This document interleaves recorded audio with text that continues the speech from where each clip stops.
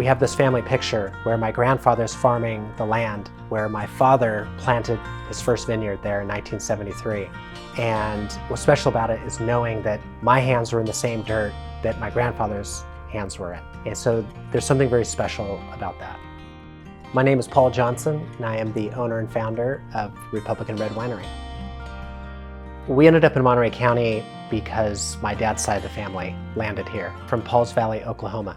And they are quite literally a grapes of wrath story. My grandfather was one of 16 children, 11 of which survived infancy. He picked up and moved his 7 of the other family members to Salinas. My dad, grew up in a farming family. His dad was a foreman for a landowner here in Monterey County. My dad went to school at Fresno State, and they had a viticulture program, which is the study of growing and farming grapes. And when he finished, he came back here and convinced his dad to partner on planting some wine grapes. And this was in 1973, and what has now become the Santa Lucia Highlands. And my dad's regarded as one of the pioneers. He planted one of the first commercial vineyards in that area, and it's now a worldwide recognized AVA for growing exceptional Chardonnay and Pinot Noir. The wine industry in California was booming in the 70s. There's a huge demand for wine, and California was starting to become well known. And there was a report that came out of UC Davis that listed Monterey County as a perfect location to grow wine grapes. And they needed people to plant and manage the vineyards. And my dad was well positioned to do that. And so he and his business partner ended up running a large vineyard management company. And that's how they got their start.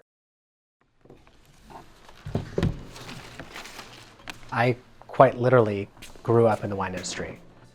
After 15 years of working with my family and managing our family vineyards, it was time for me to start something of my own.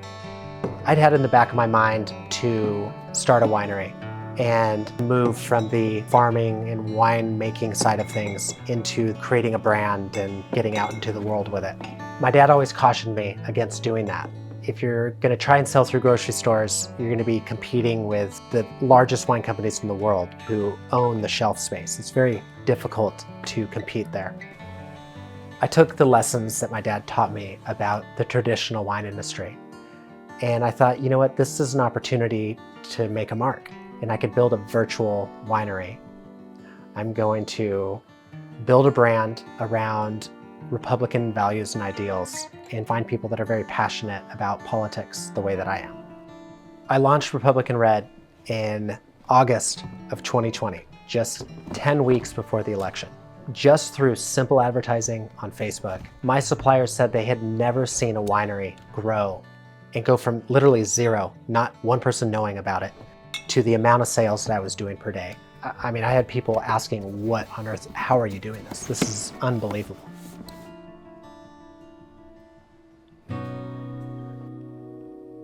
However, on election day, Facebook, Google, and the other giants of Silicon Valley decided to turn off all political discourse, to put me in a bucket and say you're a threat to democracy.